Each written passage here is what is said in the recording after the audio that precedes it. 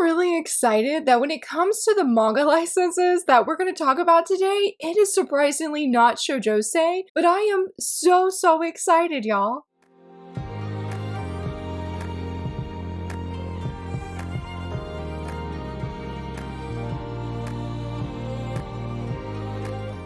Hello friends, happy Monday. So very excited that you're here. Hoping this video goes smoothly. I am filming like significantly earlier than I usually do. It was a very chaotic weekend and usually that's when I film because I've learned my lesson that I shouldn't film early for these videos because something always drops on Friday. And what do you know? I think there was like 2 or 3 anime announcements that dropped Friday and I was like, I'm glad I waited. I'm glad I waited. Even though this weekend was chaotic, I'm glad I waited. But let's go ahead, jump right into some exciting things. Honestly, I'm gonna actually talk about K-manga stuff first. Typically, we start with the manga licenses first because usually that's the most exciting thing for me personally. But last Sunday, K-manga dropped a new shoujose and it was so much fun. And the reason I wanted to share it, even though I've only read the first 2 chapters, is because K-manga on their official Twitter account has not promoted this. And I'm like, more people need to know about it. And that is the Battlefield Saint. I was made to marry a Duke Knight in place of my little sister, but I have since found happiness. Like, I've only read the first 2 chapters, but I really enjoyed it. It made a very strong first impression. Unfortunately, yes, we do have the trope of crappy, bad sister. Not the best of tropes there, but it's about a young woman. I think her name is Finny. I think that's her name. It's so cute though. But she is mistreated horribly by her family. Like, to the point that they don't even let her in the house. They just make her sleep out in the barn. Yeah, some triggering points of bad family stuff happening. And the dad's like, well, I just want to get rid of you because she is the daughter, I think it was like of his mistress, and then he got remarried or something along those lines. And of course, the daughter he has with his actual wife is favored, and she's already very gifted and talented, but she also happens to be the saint, like the younger sister is. And she has like the hugest ego, and she is not afraid to flaunt it or rate her sister. Like, we do see her slap her in the beginning. But let's go back to our female lead, who is absolutely amazing. Her father is like, I'm going to send you off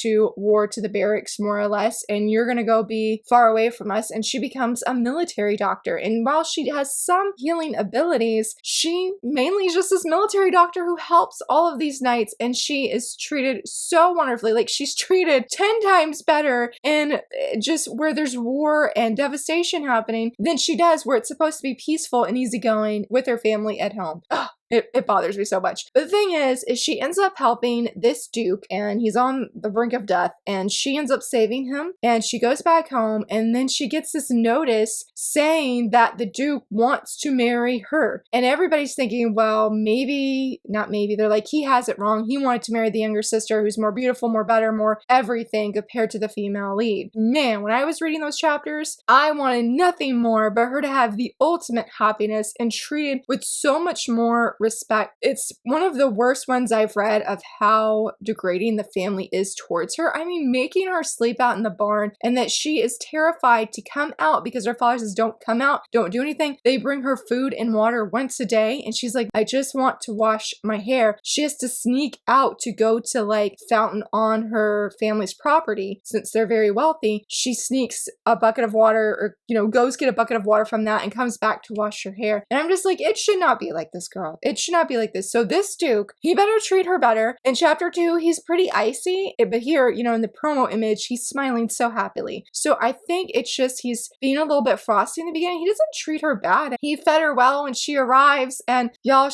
I almost said spoiler, but it's good. It's good. Go read it. Go check it out. I have been trying to focus more on my physical TBR, so I haven't read further. It's one that I'm like, I'm going to read further because I just really enjoyed what I read. And talking about what I really enjoyed reading on K-manga, Last was a Chance of Delinquent. We got a new chapter this past week, chapter 34. Read it twice. Really loved it. I am not for violence, but when Ichikura goes out, I am for this. I support this. I was thriving, y'all. I was thriving. I am really curious of where things are going to go because I feel like the tension has amped up. The stakes, there we go, have amped up, and Ichikura is facing some pressure. And well, if you've been reading up to this this point, Momo and him have been very excited for Christmas. They're like, we're gonna have a Christmas date, and we still have some of that stuff because Momo's shopping for a Christmas gift with a very special character, which was wonderful. That was my second favorite thing about this chapter. And I'm like, please let Momo and Ichiguro have this Christmas date that they have been so looking forward to for all this time. Why are all these other delinquents trying to stop this from happening? It was very, very good. I mean, again, the stakes are so much higher than they have been recently. I'm here to see what happens next. So, so good. Another thing that is so, so good is we're going to talk about the manga licenses. Oh my goodness, y'all. Again, there's no shoujo say that's going to be found here, but behind the manga, they did a tweet stating that One Piece Books has licensed the B adventure with the scary face becomes a father for the hero and his friends. I double checked because I'm like, how did they know this? One Piece Books didn't share anything, but it was through email correspondence. Y'all, I am so happy that this got physically licensed. I don't have it on my manga wish list or my bingo board or anything, but oh my goodness, I don't remember which award it was, but it's when I found it. If I could find the video, I talked about this and how you could go vote for this in the otherworldly category, I think it was. And I was going through all the categories except for that inappropriate one that I can't share online because of the covers and whatnot. Minus that category, I was going through all of them. In the shonen category, I think it was, or the isekai category, this manga was on there. And oh my goodness, I'm so excited. I know I said that twice already, but after I found out about it, I went and looked it up at that time and I loved everything I was seeing. It definitely has the found family trope. And I have to tell you, the reason I was most interested in this is because look at this cover. Look how cute it is. Look how scary his face is. And look how happy the girl is. I love scary face characters in manga, hands down. It is such a fun trope to me. I feel like I'm thriving seeing this. And based off of what I could read and what I could see, definitely some very found family strong vibes. So it's about a guy who has basically, he's a transmigrator and he knows he's supposed to be, I think it was like this thug based off of his looks, but he ends up helping this young boy who happens to also be the hero. And so I'm assuming he's going to be changing the game plot because he's helped the hero, even though I don't think he, like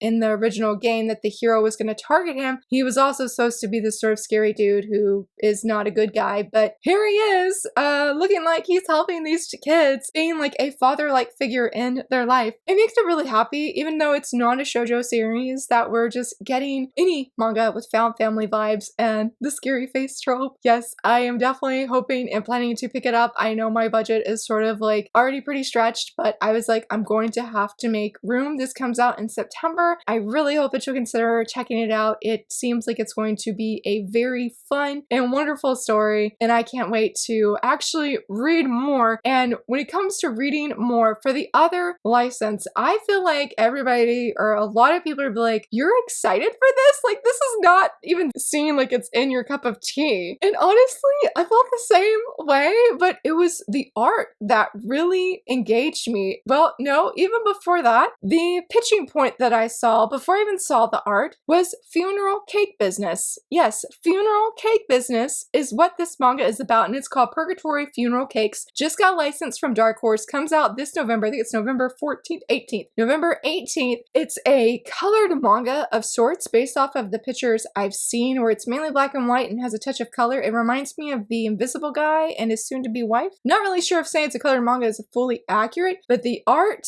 is so amazing. If I can, I will try and leave the tweet that somebody shared on my Discord here because it was beautiful and stunning. And then I went and read the blurb, and I love how the opening line says, a heartwarming and comforting manhwa that's perfect with a cup of tea on a rainy day, featuring gorgeous artwork by Sano. Yeah, I guess I can't say manga to manhwa. I forgot about that. The premise is, from what I'm getting, is that there is this cake business and people of the living come to them with his ghost assistant. They tell them the memories of the person that they have lost. And through these being told these memories, they make this cake a perfect cake, and they go, I would say they go and do something. I'm not really sure what they are doing, but it's just a custom that has been created. I love the premise of this. It's so different than I feel like anything I have probably read. Really does look heartwarming and comforting despite it being a funeral cake business. I'm not really sure why they make these cakes. cakes. I don't know if it's to help those of the living and to bring comfort to them, or if it's something with the loved ones that have been deceased. I'm not really sure, but I'm wanting it. I'm wanting it. It is a 2-volume series, so it's not a huge commitment. This will be my first Dark Horse manga. I'm really excited for Purgatory Funeral Cakes. It sounds so good. So 2 manga licenses, well, manga and manhwa licenses that I'm so stoked for, even though they're so different than my fluffy shoujosei. But yeah, we do have some fluffy shoujosei. I think it's fluffy that we're going to talk about, because man, there was so much exciting news that dropped. Wait, I was about to say what it was, but I forgot. I saw on Twitter, just scrolling, and I saw that Manga Alert shared that CrunchyRoll store is actually doing a deal or a freebie that for any in-stock Yona of the Dawn volume you order, you can get a free badge/pin of Yona. And I've never seen CrunchyRoll do something like this. I unfortunately have all of Yona, as you can see. I have all of it, so I can't participate in this really cool exclusive thing that they're doing. But if you don't have it, or if you don't mind double dipping, this could be a great opportunity for you to go get an exclusive Yona of the Dawn badge, because that would be really awesome. I'm like, I don't need to double dip though. I'm like, I've already actually double dipped on this series twice, so I don't need to triple dip any more than I already have, even though it is definitely worth it. I haven't read all of these volumes yet over here, but it's really good. And one last thing that I want to talk about that is manhwa related, and then we'll get to the anime stuff, since I was like, oh yeah, I forgot I moved those forward. So last week in the manga news video, I did reveal the season 5 cover of Villains Are Destined to Die, the Korean edition, okay? I'm not going to share that here, but there is a tweet that I am going to share. I'm not going to share the image. I'm just going to share what was actually written, and that is Volume 8 has an official release date in South Korea of April 28th. Why am I sharing that, even though I collect the English editions? Is because hopefully that means for us in the US that hopefully before the year ends, that we will be getting at least a listing for Volume 8. That'd be amazing. 2 Villains Are Destined to Die volumes in 1 year. Yes, I hope so. That's not official news. That's just me hoping, desperately hoping. So I wanted to share that. If you want to see actual listing that she gives, you can go to the link down below, because I have all the links to everything I share down below. I just didn't want to share any of the images because it does have the gorgeous season 5 cover, but I wanted to focus on that Volume 8 is planned for April 28th. And this one is not anything new that dropped, but if you're a Studio Ghibli fan, specifically, if you are a fan of Princess Mononoke, did you know that March 26th, you could go maybe, hopefully, to your local theater and go see this movie in IMAX for the very first time. The Japanese and English dub are both going to be available for different showtimes. You know, whichever one you prefer, you can go see that. But in IMAX for the first time, I have actually not seen this one. And it's really funny because it's been a few years, because my kids were a lot younger than they are now. I thought this was going to be on the same scale of Howl's Moving Castle or Spirit Away or Kiki's Delivery Service, and we were going to watch as a family movie. At the time, I'm pretty sure they were under the ages of 10. It didn't work out. And I told my friends that I'm like, oh, it didn't work out. We didn't get to see it. And they're like, Laura, this is a PG-13 movie. This is not a good movie for your younger kids, who were, the youngest ones were like 5. And I was like, oh,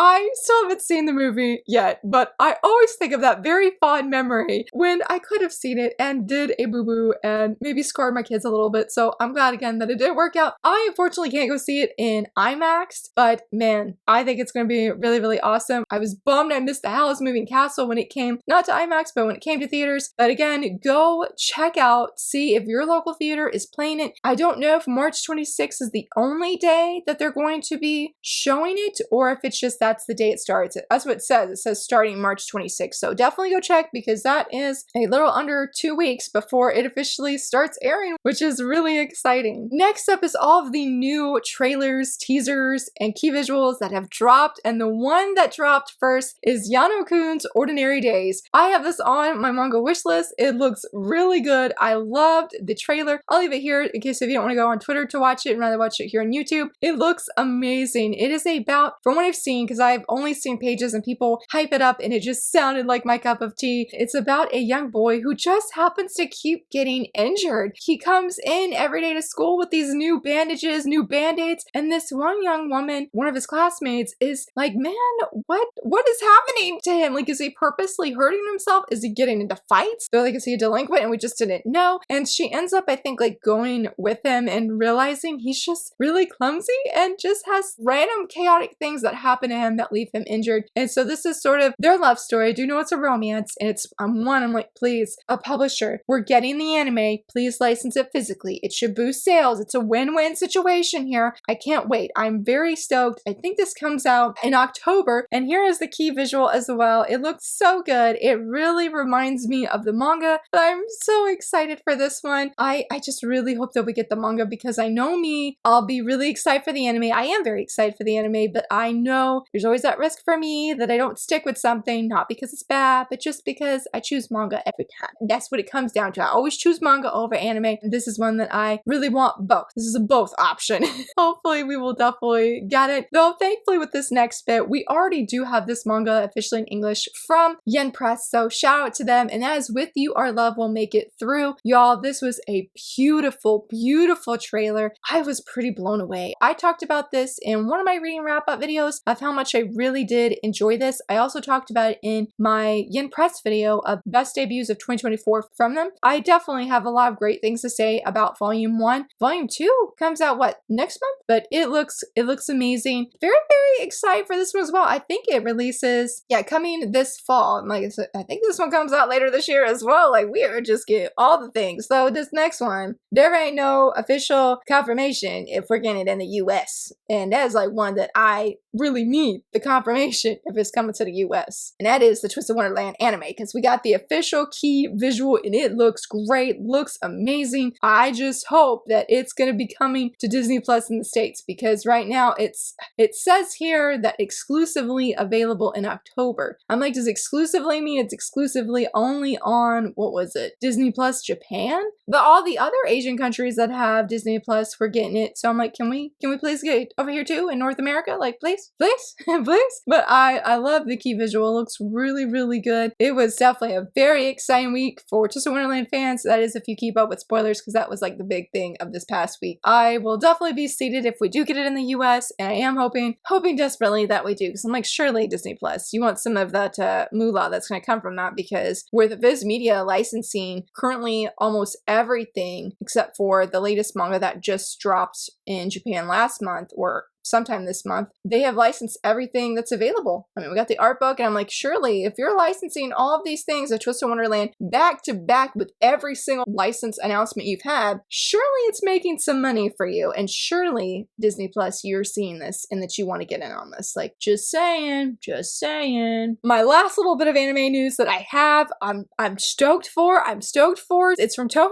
Animation, and it's not even a confirmation, but when you look at this image here, and if you've read the manga of Though I Am an Inept Villainess, and you also read the translated blurb where it says, "You are the one, it is my comet. On a night when the comet shines, the two people's destinies intersect." That sounds a lot like Though I Am an Inept Villainess, which I have a review coming this Friday. I'm like, talking about the news, the timing of this is just really, really cool. As of this video going live, there should be news confirming this is getting an anime, and I'm so stoked, though you're gonna find out why I'm like, a little bit on Wednesday for the top 5 Wednesday prompt that I have. And I'm like, this news came like 3 days earlier than I expected because of the prompt, because I was gonna do manga that I would love to see get an anime adaptation, and this was one of them. And I'm like, now what am I supposed to do? I can't do this one, or I'm just gonna do an honorable mention, just call it a day, because that will work too. I'm really excited to see more. The manga artists or the official account on Twitter for this series, they have been tweeting every day a countdown for the past 5 days. It's gonna be big news. I'm like, Toho, what else? You ain't sharing manga news. I'm like, you're an animation studio, so that's gotta be what it is. And I'm so excited. I can't wait to see the official news. It's gonna be good. It's gonna be good. And for our last little bit, I have 2 cover reveals for you today. The first one being The Emperor's Caretaker Volume 2. I still haven't read Volume 1. I do have it on my TBR, though I have read, I think, all of Volume 1 digitally, and I really liked it. I'm excited to be back in this series. I think the cover here is absolutely gorgeous. I really love the covers of the series. They're really pretty. I was going to do a first impression on Volume 1, but when I did the poll sometime on my channel about what manga should I do a first impression of, Fall in Love You False Angels won, and then in second place, it takes more than a pretty face to fall in love. And since I got several DMs asking, hey, I really would love a first impression on that, even though it's not winning, I decided to do that, and I did post that video this past Friday if you're interested in my thoughts on that. And then the final cover reveal I have is A Witch's Life in Manga Mongol. This was a really big license win for many people. I think the past 2 years it's been on one of the, I don't know if it's the award of that manga is amazing, but I know it's a big deal. I definitely can say that. Maybe that doesn't say a lot to you friends, but I know that it's been on some big lists and it's been in like the top 3, top 5, and it's been really incredible to see Yen Press go after these titles and bring them to us in English. I do know the letterer for this series, and she has been singing its praises, and I am so very curious. I don't remember much about this one, but I do know it's a non-romantic josei, and it is a historical series. So I am very intrigued. I really do love what they did with the cover. It's very unique, and I do like, from what I can remember of the Japanese cover for the font that they chose, closely matches what the Japanese cover looks like. So that's always a win. I always think it's really exciting when we get very similar covers or the exact same. It's just, you know, it's in English rather than Japanese. But yeah, that is everything I have for you friends. What an exciting week of manga and anime news, and I have no doubts that this upcoming week's gonna be the same, especially with today with that news going live about Though I Am an Inept Villainess. I hope that you have had some wins recently. Let me know what you're most excited for of things I shared or just things that you've seen. Yeah, let me know, and if you enjoyed this video, please give it a thumbs up and subscribe, and thank you so much for watching. Bye!